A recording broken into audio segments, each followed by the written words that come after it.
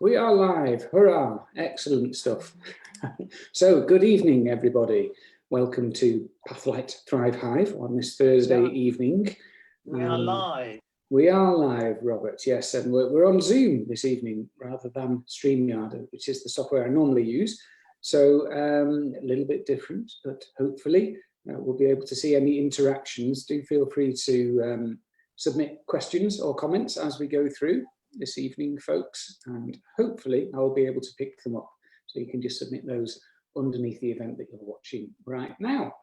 So welcome, Robert Smith, and thank you very much for being here this evening. Pleasure to be here. I'd like to thank you for doing your programs. I think they're great. And it's lovely to be hooked into a group of like-minded people, because sometimes we're out there on our own, and it's, for Liz and I, it's been a great joy to see what you've been doing. So well done, you. Thank you. That's lovely feedback, and it is a genuine pleasure and a privilege, partly to be connecting with the group, and also to be connecting with people like yourself and having the benefit of your expertise, experience, and knowledge to share with the good people of the Hive. So yeah, perhaps you'd like to introduce yourself, Robert, because you know more about yourself than I do. Oh, do I? Oh, good. Let me say, what can I say? I've been around for a long time, because my hair, as you see, is quite white. I've been a psychotherapist, or I started off as a counsellor probably 40 plus years ago. And actually happened more of an accident than anything else. It was never a great life designed to do it. And fortunately, I've been able to do a bit of traveling around the world, teaching, taught people from 100 different countries. And we now live up in Scotland, where we're supposedly retired, but we seem to be getting more clients now than we've ever had. So there is something in the air about trauma and needing to deal with trauma that seems to be pretty important at this time. So is that enough? I could go, because having been alive for a long time, to say a bit about me could take up 2 hours. Probably enough, really. That's a nice introduction, thank you. And yeah, we were talking before we went live around the pandemic, so maybe we might cover that a little bit later around the trauma that people are you're already noticing people experiencing trauma as a result of lockdown and the anxiety and everything else in this uncertain world that we're in at the moment. So yeah, I suppose the topic of this talk is healing trauma. And I think a good place to start might be to define what trauma is, because maybe a lot of people don't understand or might have quite a narrow view of what trauma is. Yeah. Okay, so what is trauma? I think we better start off one step before that, which is, what is the mind? And when we think about, we come into the world, we're blessed with a brain with the neurological links that go through the body, and within 42 minutes with our primary caregiver or whoever's there, we are relating. So we're also starting to create our model of the world. And our model of the world is based on our internal information and energy, and the information and energy that passes between your brain and other brains that you come across in the world and the world in general. And that together, so my mentor, who's Dan Siegel, professor of psychiatry at UCLA, is what is the mind? It's actually this combination of internal and external energy and information coming together. In terms of what we know about the brain and the mind, they are many decades away from really sorting it all out. But over the last few years, particularly in the area of trauma, there's been a massive leap forward, which has really made Liz and I, we've I was going to say thrown out a lot of the things that we learned in our early training, but no, we've modified what we've learned. We've added new things, because when you think about trauma, it is something that actually isn't in the brain, it's in the body. So what happens? So you perceive a danger. And our first reaction, if we have our social awareness system working, we would just simply ask for help. But if it is something that our system says, wait a minute, this is dangerous, all of a sudden, our system kicks into gear and we go into fight or flight. And what's happening there is we're getting a real big shot of cortisol and adrenaline. Now, what the cortisol does, it actually stops the process in the hippocampus, which actually is where we create our memory. So in times of trauma, we don't put the information into the normal memory banks. So we don't have an episodic memory that it goes into. And the other thing, the adrenaline actually pushes up the emotional levels. So the emotional level of memory goes up higher.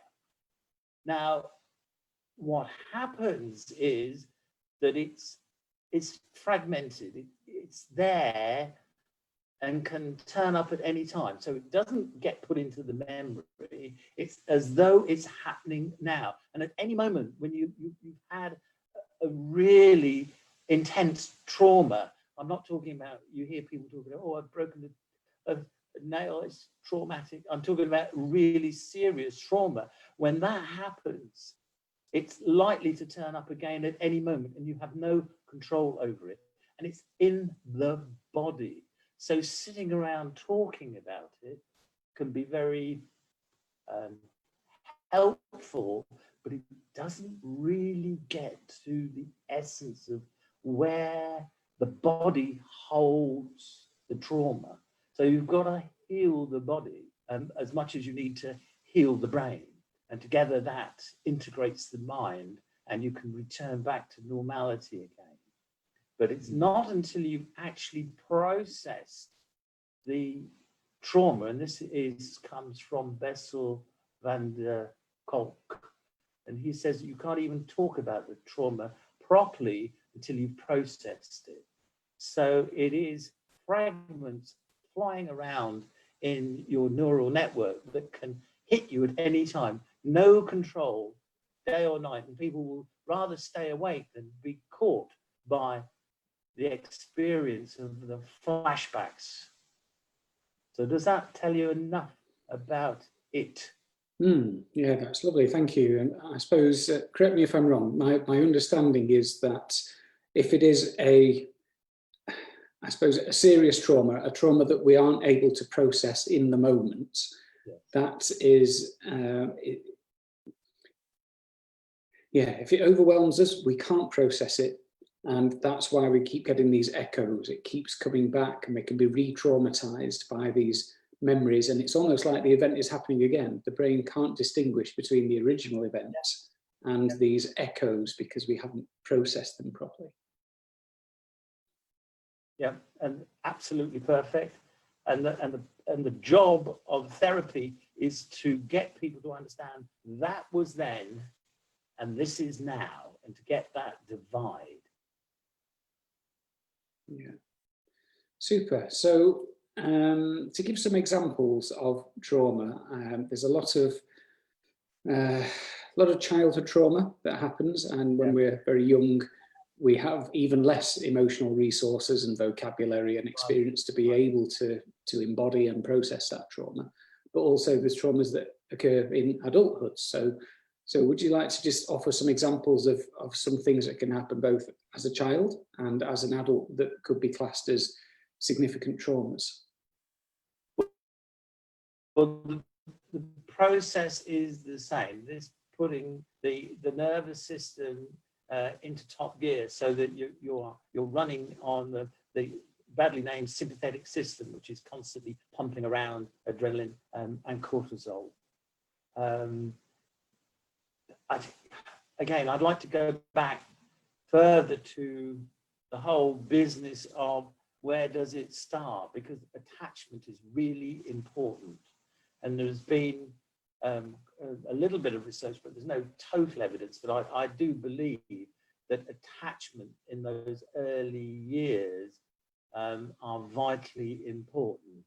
So, because one of the questions I asked for years was, how come some people go through a traumatic event and somebody with them going through the same traumatic event, one has some sort of post-traumatic disorder and the other person doesn't? And I think a lot of it goes down to, do you have a well-balanced attachment in your early years? Because if you are in a chaotic attachment with the parent, where the parent is, either frightening or frightened, your body is constantly on red alert. So you are looking for something to happen. So you're more prone to fall into traumatic situations, because things that may to us under normal circumstances seem to be okay, to somebody who's permanently in a state of trauma from a very early age blows up very easily. So anything can start it. So let's take the early years. Now, I'm working with somebody at the moment that's both been sexually abused and emotionally abused and intellectually abused and spiritually abused, like total awfulness. I can't believe it. In fact, I remember my clinical supervisor saying to me, it's okay to cry with a client, but you should never cry more than they do, which I thought was very sensible. But even though I've been doing it for a long time, this week we released some stuff from the body with this particular person, and I had a tear in my eye. It's like some of the awful things that people have suffered. But the one thing I do understand, and I've heard it before, is actually the psychological abuse is far worse than the physical abuse. So you can take that from an early age, and that being a sort of grounding. So even if you've had a really good attachment with your primary caregiver, as you get older and you know, things change. Incidentally, with somebody that has poor attachment can actually get the right partnership and get that sort of sorted out as they go along. But even so, with people that do have issues with attachment as they go through life, but started off okay, can also get traumatized, as we all can. So the sorts of things that are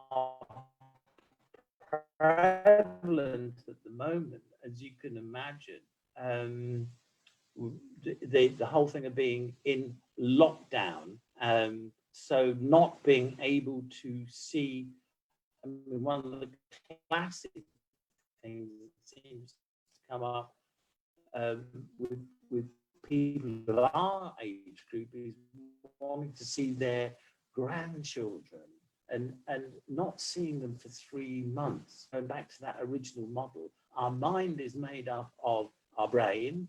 Now, if that interaction with others isn't happening, that is really causing trauma to the mind. So that is a simple thing. When you think of it on the sharp end of the whole National Health Service, dealing with people that are dying and they can't do anything. They don't even have time to stop and grieve for a minute. They're moving on to the next person. That builds up and up and up.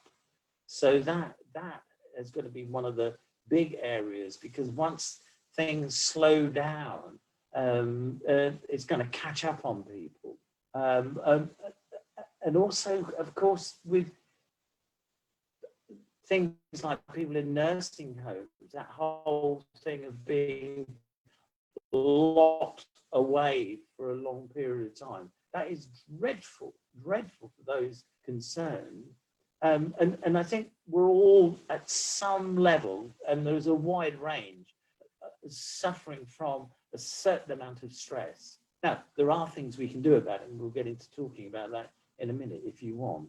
But people I've been talking to have been mainly professionals who are dealing with other people that are stressed. So there's a kind of spiral going, working with other people with trauma, which actually makes it even more traumatic. So unless they get something done, you know, there are going to be a lot of people that are actually breaking down and collapsing out of the system. They'll actually get to the next stage, which is that bit of becoming totally dissociated. That part of the brain, which was, I believe, if I remember rightly, 300 million years old in evolution terms, the reptilian brain, that's where we act dead, or we kind of curl up and just don't want to know. And so unless we do something about people when they're at that chaotic level, they're going to land up getting into that really bad place where they want to give up and just hide away. And of course, other consequences like thinking of suicide and so on and so on and so on. So it's really one of those things we need to tackle as soon as possible. Okay, I will talk continually. So if you've got questions, please ask me, because I mean, I am a bit passionate about it, because it's been a major part of my life to be able to help people. So if I do waffle on, stop me and point me in the direction you want me to go. Thank you. It's all good stuff. And I am conscious that the feed is a bit glitchy, so we probably missed some of what you said. And I do apologise, folks, that maybe the Wi-Fi in the Scottish borders isn't super strong at the moment. We'll keep going, and if it doesn't improve, what I might ask you to do, Robert, if you can hear me, maybe it might be good to if you leave the Zoom meeting and then try to come back in again, click on the link and come back in again. Sometimes that can improve it. So are you happy to give that a go? Yeah, I think so, just to see if we can get a bit more quality and consistency, if that's okay. Okay. Thank you. Right, okay. I'm leaving now. Goodbye. Okay. Hopefully see you in a moment. All being well. So yeah, apologies about this, folks. Technology, it's wonderful when it works, and sometimes it can be a little bit glitchy, but it gives me the opportunity to tell you about what's coming up in the Pathlight Thrive Hive. So what day is it tomorrow? Friday. So don't think there's a lot going on tomorrow, but oh, hang on. Do you know what? This is me being a little bit underprepared here. Let me just remove Robert's face. Oh no, he won't be able to rejoin the meeting if he does that. Saturday is book club. Sunday, this is going to be the last Sunday, hopefully, where we have nothing going on, because the Sunday after we have got, what is it called again? Singer-size. And admit, here we are, Robert is returning. So some lovely communal singing for mental health is going to be starting a week on Sunday. So very much looking forward to that. And hopefully we've got Robert back again now. Can you hear me, Robert? Okay, I can see you. Can you hear me okay? I can hear you. Can you hear me? I can, yes. It looks like the video is still... Can you hear me? Yes. So there's a bit of a delay, I think, again on the picture, but hopefully, you know, the sound is the main thing. So where can we pick up here? Trauma. So yeah, you were talking about attachment, and if we have that secure attachment to our parents, which is those First Yeah. 7 years of life, I think, is the most crucial, isn't it? And certainly the first 2 years of life as Some well. might argue a couple of years. Yeah, first 2 years. Yeah, so if we've got that secure attachment, then we can feel secure as adults. If we don't have that secure attachment, we're kind of primed for this fight, flight, freeze response and more prone to trauma in later life. Would that be a fair assessment? Yeah, that would be the way I would summarize it. Thank you. Yeah, good stuff. Okay.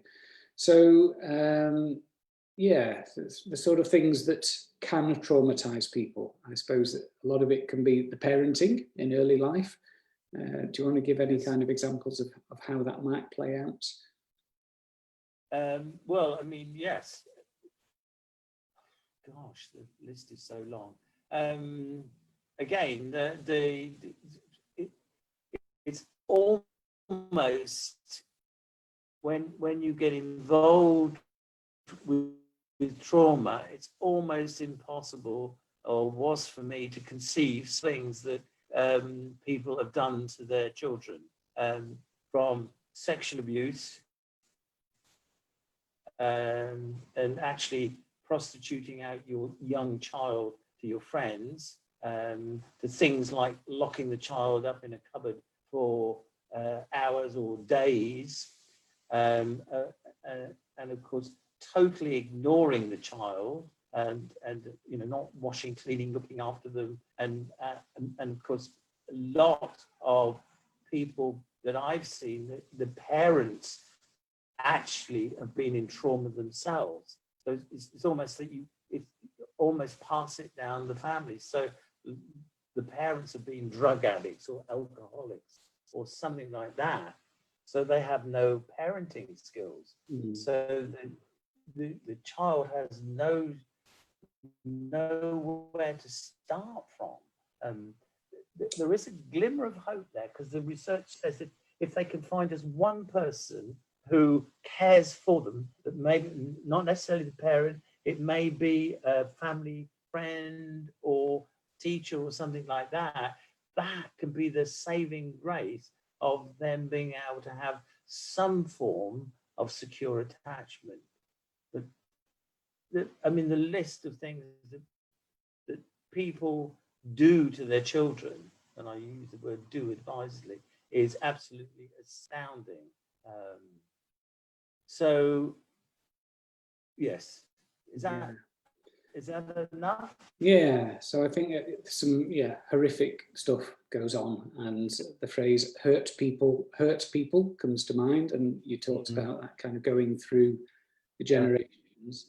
And there's also a lot of research now around epigenetics. Are you familiar with epigenetics at all, Robert? Yes, yeah, and fascinating the notion that even 3-4 generations after the Holocaust survivors, the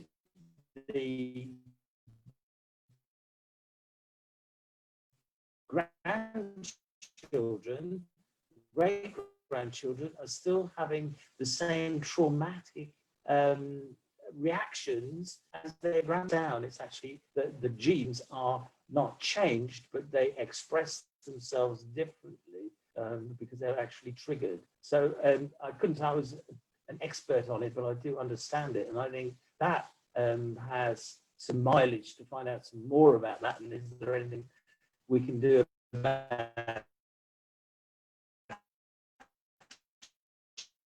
changing that? Well, and of course, remember that epigenetics would be a good thing as well. And we're talking about TB positives as well. Oh, gosh. Am I still going? Yeah, you're kind of coming in and out. So we're getting some of what you're saying, but I do apologise, folks. It's not ideal, this.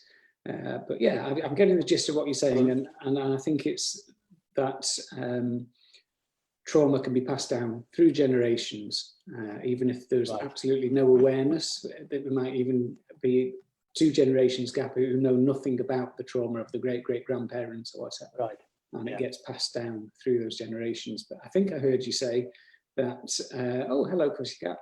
I think I heard you say that it can also have positive effects. So are you saying there's a protective factor there? If the positive outcomes for great-grandparents, that can kind of feed through as well? Well, it's so you can affect the genes. So if you can affect it in a way that gives a negative residue, you can affect it to have a positive residue. So if you live a good life and you're healthy and so on, it's almost, if you think about it in terms of things like height, how over the years we've become healthier and we're becoming taller. And you see the doorways in houses 500 years ago, people were under 5 foot. Now I wander around at 5'7.5", and I'm quite small because we're healthier, and the things are getting passed down in the genes, which, I mean, height is a pretty simple example of how, by things getting better, people are getting taller. Yeah, better healthcare, better, more understanding of nutrition, that type of stuff.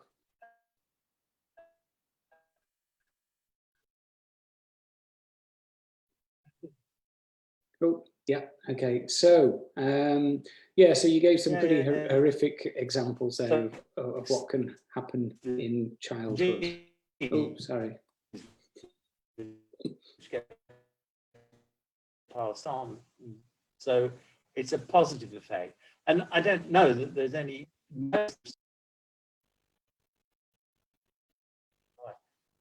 Yeah. And the striking thing is, when I first started,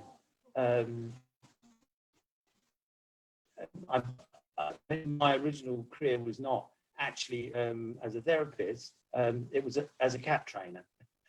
Sorry, the cat sitting on my shoulder. And some things have developed as being quite amazing.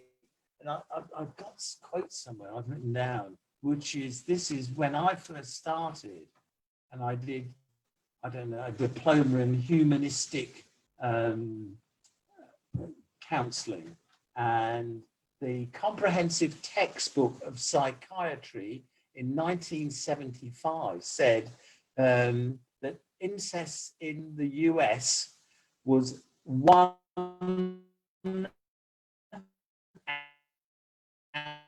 out of 1 million, and that there is little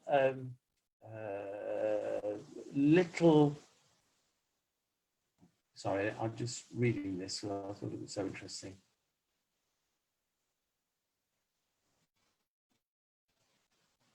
Does not, the vast majority of them were none the worse for the experience. This is in 1975. They were saying basically that there was very little in the way of incest going around, and it didn't really cause too much trouble. So it just shows you how in my counselling psychotherapy lifetime, how the world has moved on. I know that things like, was always a dread of mine, and forgive me if you happen to be Catholic, but as soon as somebody said they were Catholic, I always, the nuns were very vicious to children, both girls and boys. So, you know, it is far more prevalent. And in fact, if you look at the figures in Scotland, the chances of being exposed to domestic violence for a woman is 11 times greater than them getting breast cancer. And yet you see lots, and yes, sure, I believe that, you know, we collect money for breast cancer, but very rarely is there anybody doing any campaigning about domestic violence, and yet there's a huge problem. I mean, I'm just looking at our local figures, but these are fairly general the world over. So domestic violence has risen, which of course, again, is another thing that will contribute to trauma, and having people locked down for long periods of time in close proximity, if they have a tendency towards violence or this going to exacerbate it. So, I mean, the underlying, it quite frightens me when I think about the underlying issues that are bubbling up under the surface of society, and the idea of ever getting back to normal, just, you know, I don't, is ever going to be probably damaged in this process. So, and these are all, and there are things that people can do. Yeah, it's, we were speaking earlier, weren't we, that there's already evidence that trauma is increasing, domestic violence is increasing as a result of the pandemic, and there's probably going to be an explosion in people seeking help due to PTSD in the coming months and years. So yeah, let's move on. Again, mindful that the connection is not great and we might be missing some of what you're saying, but we can move on to how we can heal trauma. So over to you, Robert.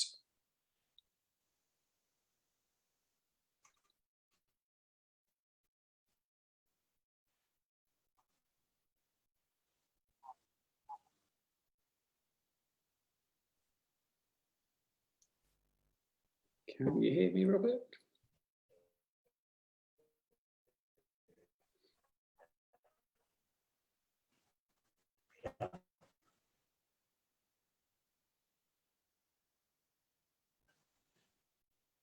Oh dear. Are you there, Robert? Right, that's the stuff I... Oh, he's gone. He was just about to tell us all about how to heal trauma, which was the whole topic of this conversation. And now I think he's lost his connection. Hopefully he will be back shortly. I do apologise, ladies and gents. Here we are, back again. Back again. Can you hear me okay, Robert? I can hear you, yes. Excellent. So, yes. I'll talk quickly then. So, my approach is that you cannot deal with trauma quickly. You need, and I work on 100 days and work on 10 sessions spread out over 100 days. So the first thing I get people to do is to write their life history down, because often, you know, just writing it down and dealing with it is really good way of getting it out of your system. They don't want to spend hours sitting talking to me about it.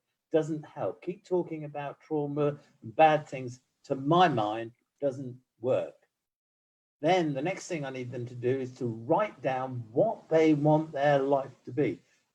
So so things like not be traumatized is not an answer. It's like, well, to be confident again, to be calm, to be whatever it is, so that they actually have a idea of how their world needs to return to. Because what we do with that then is when we meet up with the person, so they've done that before we meet, gives me a chance to read, because otherwise we could spend weeks talking about where you've been and all the problems you've got and where you want to go. I want to get people moving as soon as possible because they can get the benefits quicker that way. So the thing when they come in, I do explain a bit about the kind of science behind what we're doing, because I think that helps people. It's not me doing techniques and things. I explain how the brain works, and what trauma is.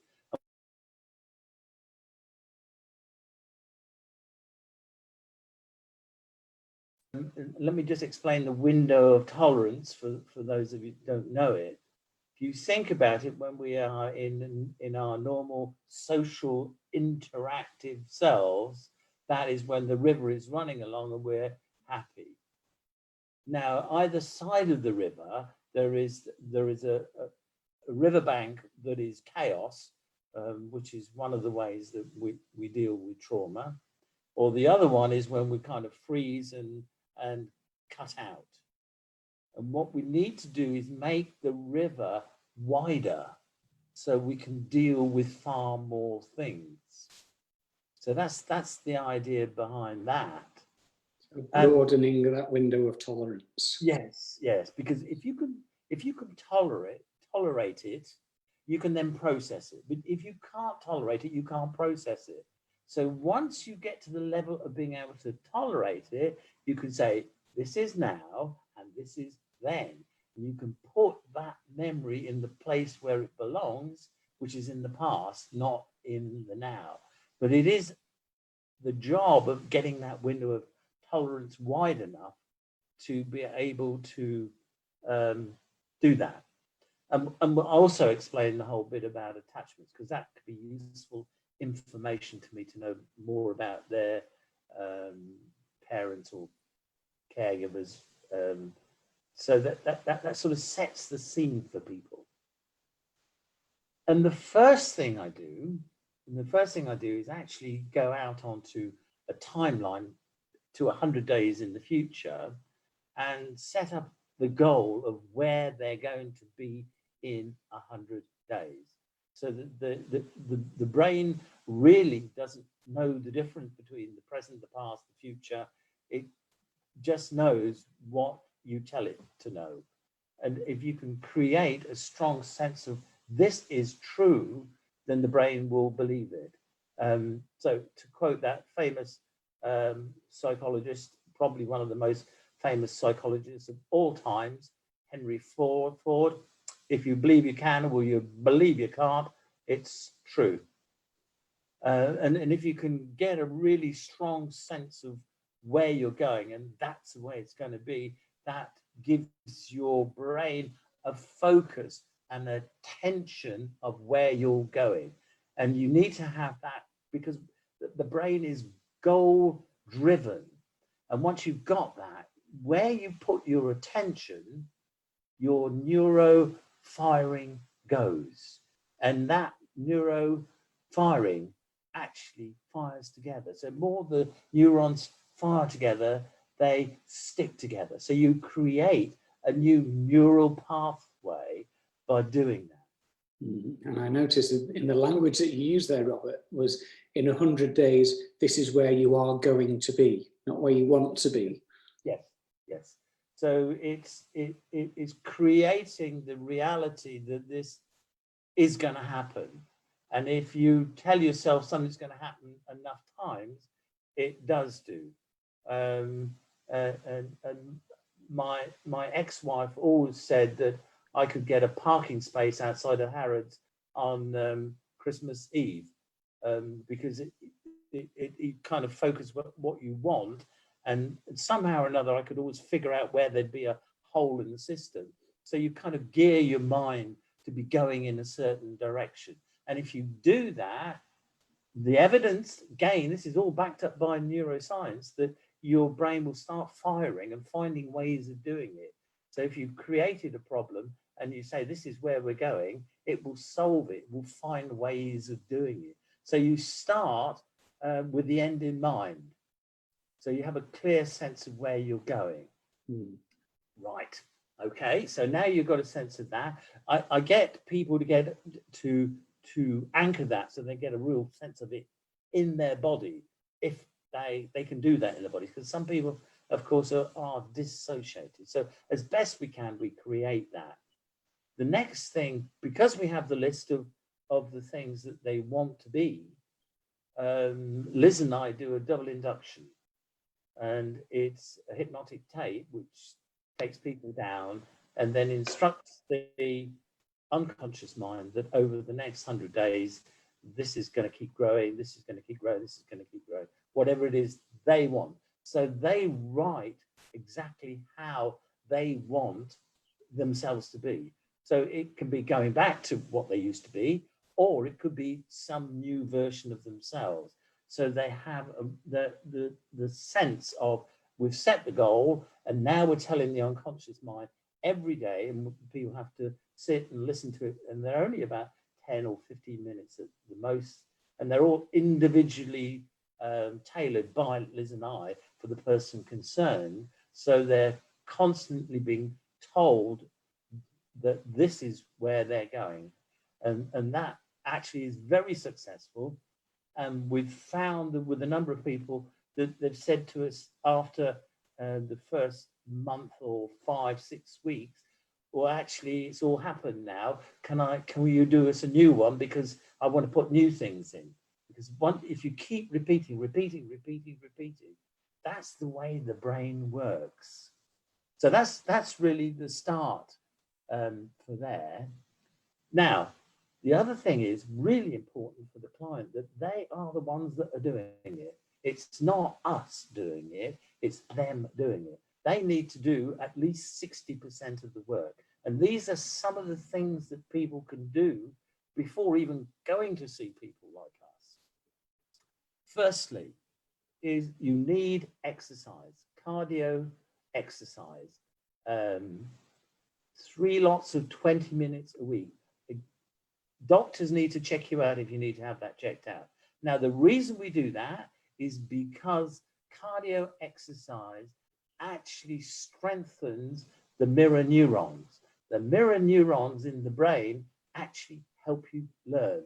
So if you're relearning to strengthen your learning system, that's why we do the exercise. These are things that clients have to do. The next one is some form of meditation.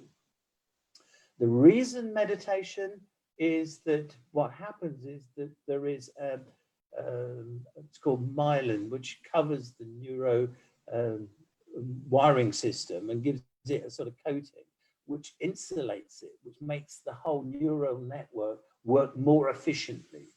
And there's lots of scientific evidence to prove this. Now, things that are good are the one that, well, in fact, Liz is a Qigong instructor now, because we believe so much in it. She went on and did Qigong as an instructor. Things like yoga, meditation.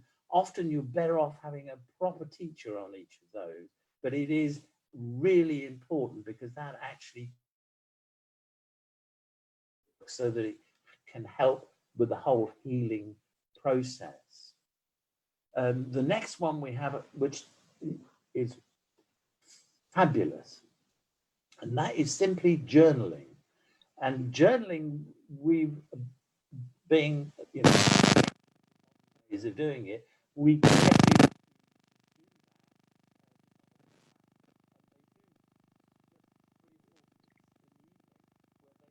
Ooh, Robert, I've just lost your sound for a moment. Let me just see if muting. There we go. Do you want to just unmute yourself and see if that makes a difference, Robert? There we go. Okay, try speaking again. Okay. Yeah, that's better. Where would you like me to go back to? Because I was getting into an excited state there again. Yeah, so you said, so the next thing you do is wonderful, and what it is... And that was it. That's where it got cut out. That is journaling. And journaling. Because we've adapted it to modern technology, and we get people to actually just send us 3 or 4 minutes of the key things, particularly noticing what's going on in the body, and that becomes the ground then for the next session, because whatever is coming up is stuff that we need to deal with. And the other thing that is fascinating about it is that that natural flow of things, that things come out that they didn't even realize was happening. So they become more mindful of themselves. Now, being mindful, again, is a useful thing to strengthen the neural pathways. So journaling has a sort of double whammy. One, it keeps you mindful, which is good. And 2, it brings up the things that are the issues you're dealing with as the week progresses. So we're not going back over old things, we're picking up where the story has got to, which is really great. So that's that. And there are a number of other things that people can do, and it depends on personal choice, but things like walking in nature. We have become, and with the lockdown, people just don't or haven't got out and about, and being now living in the Scottish borders, we've got wonderful walks here with dogs and things. So we have been able to get out and be in nature, but to just be in nature has a really wonderful therapeutic effect. You know, the awe of nature, and the awe of watching the sun go down, or just standing in the middle of the woods and the birds singing and the trees swinging is just fabulous. Therapeutic, you could not get it in any therapy room. Nature is a fabulous healer. And I like the way you use the word awe there, because awe and awesome are very much overused, but the awe of nature is there to behold if we are mindful of it. Yeah. And I think some of the most wonderful moments I've had in my life is just being in tune with sunset, or, you know, where you lose yourself.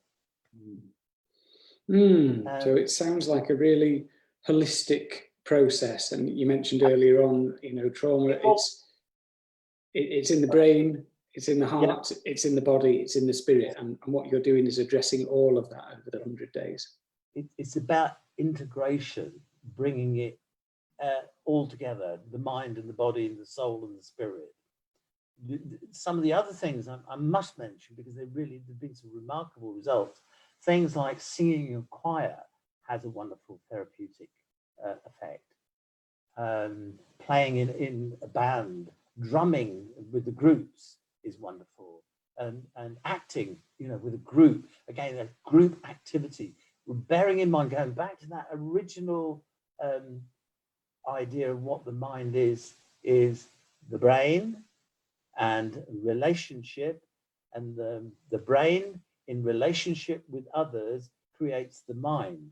So the more we can develop that relationship of the information inside the brain and the information passing between people, that actually strengthens the brain. So you can deal with things better. And we're going back to the idea of constantly making the window of tolerance wider and wider and wider, so that we can integrate all the learnings that have happened, even though they were shit. But once you can deal with it and you can park it in the past, then you've really got something. So it seems a lot about connecting to ourselves, but also connecting in society, because we are social creatures. And this is another thing around lockdown, isn't it? That so many people have been forced to isolate and lose a lot of those connections in the networks they have with singing in choirs, playing in a band, sports teams, all that stuff that we actually need, because we're tribal. We are, yes, absolutely. So we need to find ways of getting that up and running again. And one of the issues, of course, is people are so nervous now that those we have to find our own way of doing it.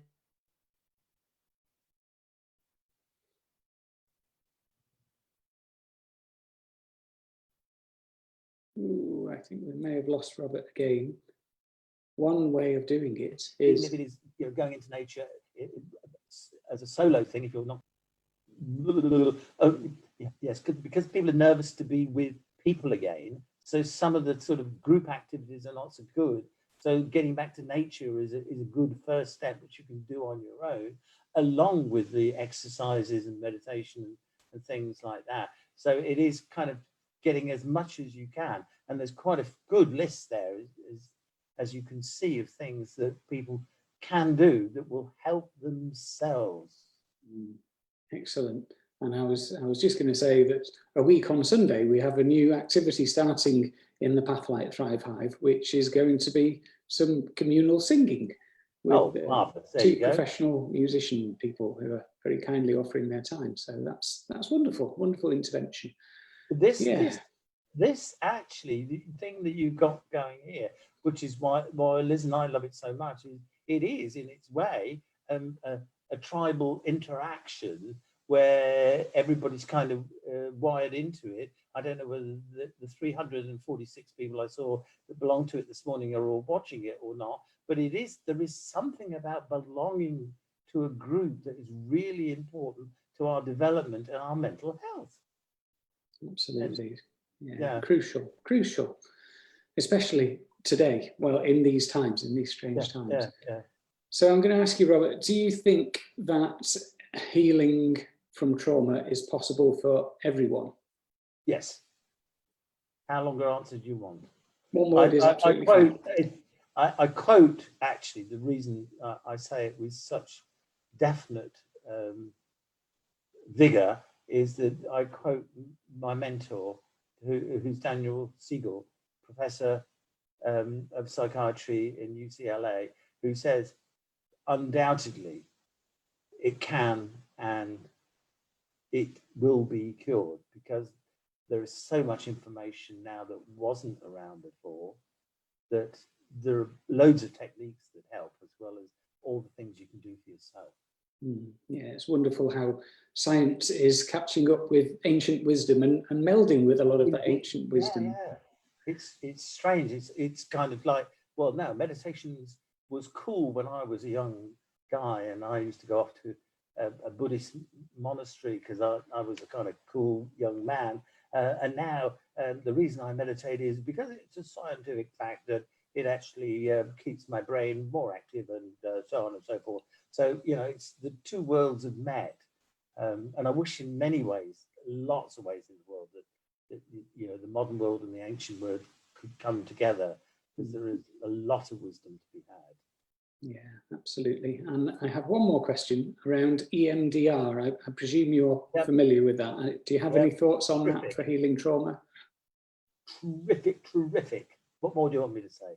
That's I think it is probably one of the most used tools in my toolbox, because we're concentrating on the sensation in the body, and by the eye movements, processing, and then gradually releasing and releasing and releasing and releasing. There was I can't give you the exact details, but there was a research project with EMDR versus Prozac on post-traumatic stress people, and the result was equal. Without the side effects for EMDR? The only thing is, once they took off the Prozac, the trauma came back. But when they stopped doing the EMDR, it didn't come back.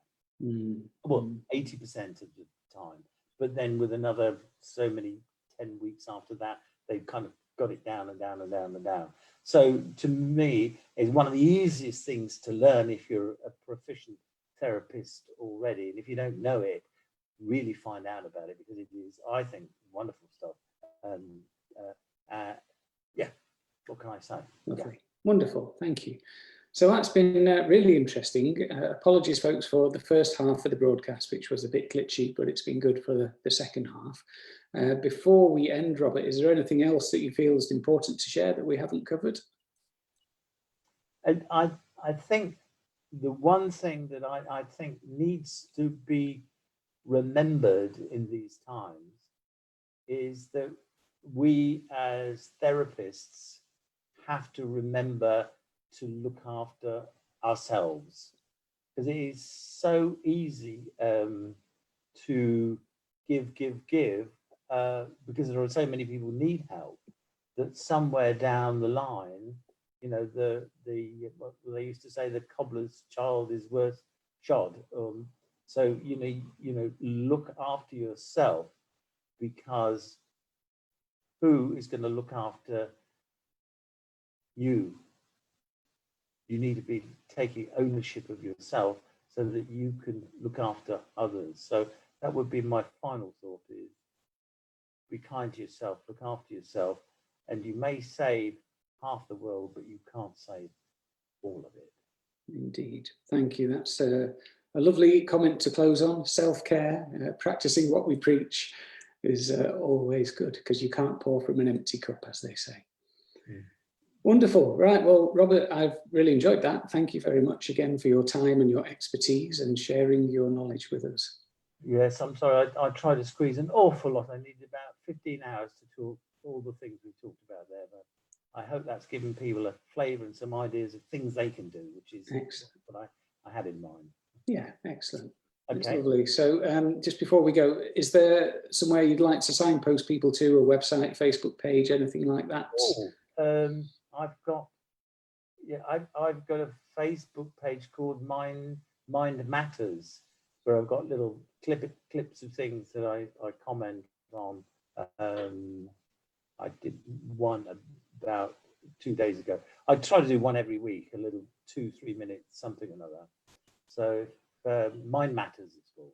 Mind Matters on Facebook. Lovely. Thank you very much. So we shall close there, folks, and hope to see you again on the Hive soon. I hope you've enjoyed that. Again, apologies for the technical issues. We're at the mercy of the provider of Wi-Fi. So thank you, Robert. Thank you, everyone else, and hopefully see you soon. Take care. Bye. Bye now.